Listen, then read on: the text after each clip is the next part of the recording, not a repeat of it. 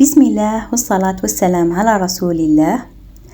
أهلا وسهلا حبيباتي، إن شاء الله تكونوا كامل بخير وبصحة جيدة. أول حاجة راح نبدأ بها الفيديو تاع اليوم بهذه لاطارت اللي كانت مع جارتي، دارتها بغات تفرح بها بنتي، والله يبارك، خدمتها متقونة وتهلات فيها من شيكولا من كراميل من مكسرات، يعني يعطيك ألف صحة. وإلين فرحت بها بزاف كثر خيرك، ونردوها لك في الفرح ان شاء الله، وتفرحي بها حتى انتي وتفرحي بولادك كما فرحتي إلين. شكرا بزاف. واليوم راح نشارك معكم موضوع اللي راهو يدور في راسنا كامل، اللي هو كيفاه نقسم وقتي باش نقدر نلحق على كلش وما نقصر حتى في حاجه، لا شغل الدار، لا مع ولادتي، لا مع راجلي، لا من عباداتي، لا من طياب. سماوش هي الحاجه اللي نديرها باش نقدر نوفق بين كامل هذه المهام. حبيباتي، اهم حاجه واول حاجه لازم نديروها في رسالنا انه نخدمو قيسنا، يعني ما نبذلوش طاقه اكثر منها. حاجه ما تستاهل انه نبذلوا عليها طاقه اكثر منها، ما عدا العبادات تستاهل، اما حاجه اخرى ما تستاهلش. فاول حاجه واهم حاجه لازم نطبقوها في نهارنا هو التخطيط. لازم نخطط لنهاري كيفاه يفوت ساعه بساعه. اول حاجه في التخطيط نديرو برنامج تاع عبادات، برنامج تاع طبخ، برنامج تاع تنظيف، كل حاجه يكون عندها برنامج ينظمها وهذاك البرامج كامل يكونوا في برنامج واحد اللي هو برنامج نهاري كيفاش راح يمشي. انا اليوم حنشارك معكم برنامج نهاركم كيفاش راح يمشي. اما برنامج التنظيف وبرنامج الطياب هذه كل وحده دير على حسب العائله تاعها وعلى حسب اموراتها هي.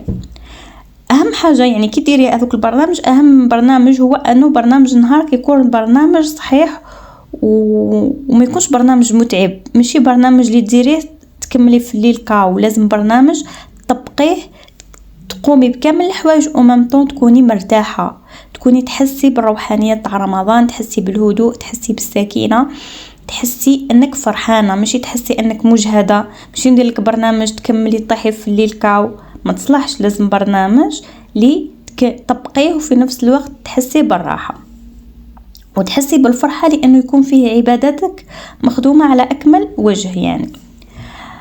قلنا اول حاجه التخطيط. كي نخططوا لنهاري كيفاش يفوت ساعه في التخطيط، قلنا نديروا برنامج العبادات. راح نعطيكم برنامج بسيط جدا تقدر اي وحده تطبقه، وكل وحده عندها شويه راح وقت ولا شويه راح قدره لازم تزيد على هذا، لانه هذا المينيموم مش ديري الشيء اللي ديريه اقل حاجه. يعني كي تكون عندك بيبي صغير وترضعي وولادي يقراو والحاله مخلطه، ديري هذا البرنامج. اما كي يكون عندك فرد طفل ولا ما عندكش ولاد صغار، ولا هنا تقدري تزيدي اكثر من الشيء اللي راح ندهولك اليوم، اكثر بزاف.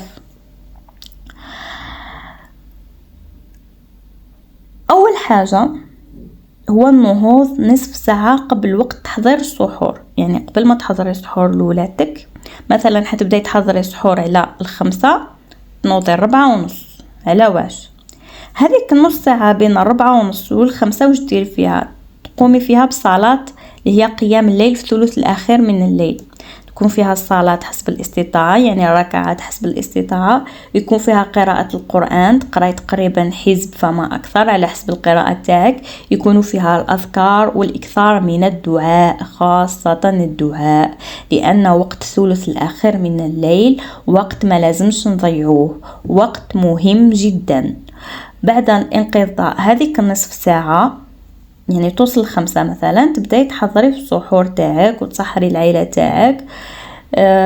كي تكملي تصحريهم، كاينه اللي تغسل الماعن، كاين اللي تخليهم للصباح، يعني كل وحده حره، حبت تغسلهم حبت تخليهم للصباح، كل وحده حره في حياتها. ما كانش حاجه تلزم عليك عمل معين في المنزل، كل وحده على حسب طاقتها واستطاعتها ووقتها. اوكي، كي تكملي تصحريهم وكل شيء، تروحي تقراي شويه قران ما بين ماذن الفجر، تصلي الفجر بين ماذن الصبح، تصلي الفجر اللي هو نافله الصبح، وتصلي الصبح. ومن بعد بالك ترقدي بعد الصبح. هذا ثاني وقت جوهري وصلنا عليه النبي بزاف ومذكور فيه بزاف أحاديث أنك تبقاي تقراي في القرآن وتسبحي وتذكري الله حتى طلوع الشمس. وقت جوهري ما لازمش ترقدي فيه هذا الوقت، إذا رقدتي هنا ما ضيعتي نص عمرك ضاع. حتى طلوع الشمس يعني الوقت تقريبا يعني بين الصبح حتى طلوع الشمس 1 ساعة وربع بالتقريب. 1 ساعة وربع هذيك تصلي فيها، تقراي قرآن، أذكار، تسبيح. أوكي يعني كي نديرو احنا مثلا احنا عندنا المغرب، احنا عندنا هنا الصبح يزن على 6:30 6:25 حاجة كيما هكا، مثلا 8 غير ربع ولا 8 نضمن بلي الشمس صايره طلعت، نصلي ركعتين ما من ورا ما نصلي ركعتين. دوكا كاين زوج حالات، كاينه حاله اللي دارها راي مرتبه ما عندهاش الولاد يقراو كل شيء لها مريقل، ولا هذه الاولى الحاله الاولى تقدر ترجع ترقد حتى 10 وتنوض. كاينه اللي بات تترضع، بات ولدها يبكي، بات كذا، ثاني هذه ترقد من 8 حتى 10 وتنوض. الانسانه اللي بات مرتاحه وبات راقده ودارها عندها فيها اعمال، هذه تنوض خير، وسيرتو اللي عندها ولادها يقراو، فهذه لازم تنوض ما ترجعش ترقد مع ورا 8، لانه عندها من 8 ل 10 هي وقت لتنظيف المنزل، يعني تنظيف المنزل، طبق القش، تغسل القش، كامل الاعمال المنزليه اللي يصلحوا في ساعتين. يعني ما ديرش اعمال منزليه اكثر من ساعتين، تحدد عليها. قلت لكم برنامج اعمال منزليه يعني قيس ساعتين. ثم قلنا بلي من 8 ل 10 عندك يا اما ترجعي ترقدي، يا اما الاعمال المنزليه نتاعك تنوضي تنحيهم على روحك. عندك من 10 للوحدة هنا طيبي فطورك، عندك 3 سوايع، ديري شوربه، ديري دوزيام بلا، ديري تحليه، ديري البوراك توجديه تروليه تلوحي فريج، تغطيه مليح تلوحي فريجيدار. هذا كامل يعني فطورك تقريبا تقدري تقولي 80% منه يوجد في من 10 للوحدة. عندك من الوحدة يذن الظهر تروحي تصليه، تقراي شويه قرآن، تصلي ركعتين بعد الظهر، تقراي شويه قرآن. من الوحدة للساعتين هذه فيها صلاة وقراءة القرآن. عندك من الساعتين ل3:30 هذه 1.5 ساعة تروحي ترقدي فيها. لازمك ديري قيلولة، لازمك تريحي، لانه نضتي بكري ما رجعت، سيرتو اللي ما رجعتش رقدت، اللي رجعت رقدت تقدر هذا الوقت تولي ديروا اعمال منزليه، بصح اللي ما رجعتش رقدت هذا الوقت ديروه راحه، لازم ترقد فيه. اوكي قلنا من الساعتين ل3:30 راح يكون راحه. على 3:30 تنوضي تبداي تهزي المصحف تاعك، تبداي تقراي في القرآن لحتى ما يذن العصر، تصلي العصر وتدخلي المطبخ نتاعك. ما يبقى لكش بزاف اعمال لانك نحيتي الفطور صباح، يبقى لك تقلي البوراك، بالك ديري كسره اذا كنتو ديروا كسره ولا جيبوا الخبز، توجدي الطابله، توجدي سلطه، توجدي بعض العصائر. هذا ما كان يعني يبقى لك حاجه خفيفه. المهم لازم كامل هذه الاعمال تكمليهم قبل المغرب بنصف ساعه. اوكي وانتي تخدمي في هذه الاعمال باينه بلي كي تقري في كاش واحد، راكي تهضري مع كاش واحد، يعني راكي تشوفي في امورات تاع ولادك، راكي تحاولي تخليهم هادئين باش الزوج يقدر يروح يرتاح. سما هنا ما يكونش كوزينه ماديه بزاف وقتك، هنا الكوزينه تكون حاجه خفيفه، يا ربي تزيدي ساعه تكملي كامل هذوك الحوايج الخفاف وتوجدي طابلتك سي بون. يعني قولي من 4:30 5:30 تكوني كملتي كوزينتك وراكي لاتيه بولادك. كي يبقى نصف ساعه للمغرب واش تروحي ديري؟ تروحي تحكمي سبحه تاعك وسجاتك والمصحف نتاعك. هذا اهم وقت نتاع دعاء لازم تدعي فيه، نصف ساعه قبل المغرب، وقت الاستجابه باذن الله من عند ربي مضمونه.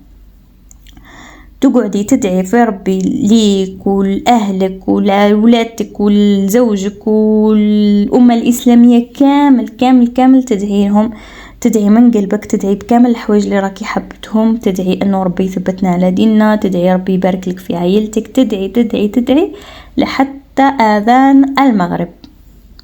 يأذن المغرب أكيد تكسري صيامك، تصلي المغرب تاعك، تعاودي ترجعي تفطري مع عائلتك، تكملي تفطري.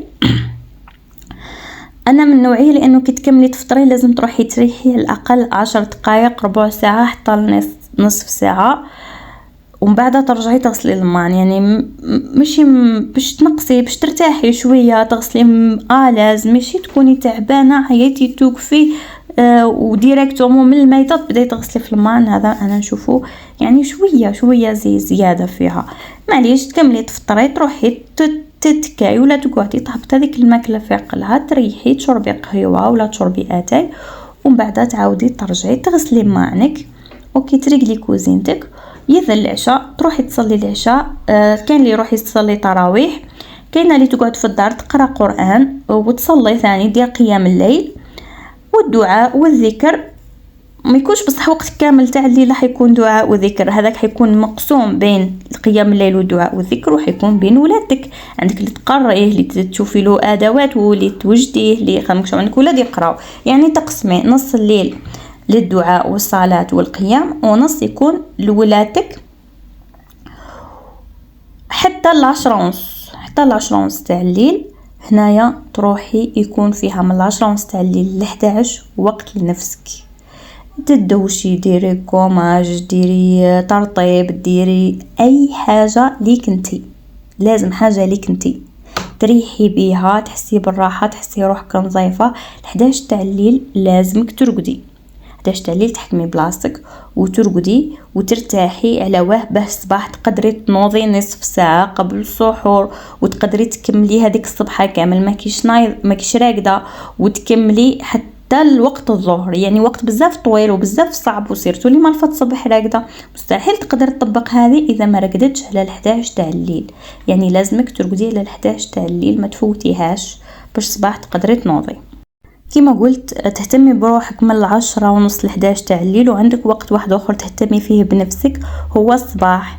يعني بين الصلاه، بين الركعتين اللي صليتيه من طلوع الشمس وباش تبداي في الاعمال المنزليه تاعك. يعني من 8 ل 10 هذيك اللي قلت تبداي فيها الاعمال المنزليه، تقدري ديري من 8 ل 8:30 وقت لنفسك، ديري فيه اي حاجه لنفسك تتهلاي فيها بنفسك باش تبداي يومك نشيطه. تمشطي شعرك، تنظفي جسمك، تقدري ديري دوش باش تنتعشي، تقدري اي حاجه تخليك تفرحي بنفسك وتحسي روحك جميله، تشوفي روحك في المرايه وتخليك نشيطه. اسمع، عندك زوج اوقات، وقت الصباح من 8 ل 8:30، وعندك وقت الليل من 10:30 ل 11. عندك وقت العصر من العصر للمغرب، ووقت من وراء العشاء يكون مقسوم بين العبادات والعائله نتاعك، يعني تتهلاي في العائله نتاعك. هنايا الاعمال المنزليه والطبخ يكونوا قلال جدا جدا.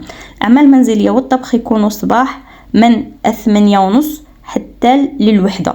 هنا كامل الاعمال المنزليه والطبخ تاعك يكونوا فريتيهم.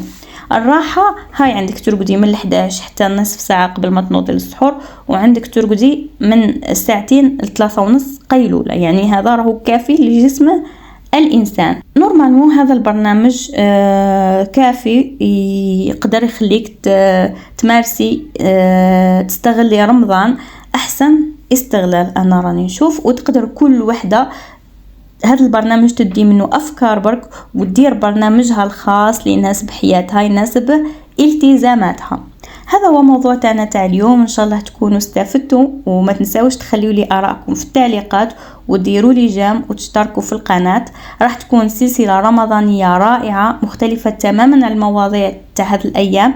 راح تكون فيها بزاف قصص جميله وعبر واستفاده كبيره بزاف. نتمنى تشوفوها كامل وتستفادوا، ورمضان مبارك علينا وعليكم كامل والامه الاسلاميه. وان شاء الله مبقى لي غير نقول لكم دمتم في امان الله وحفظه.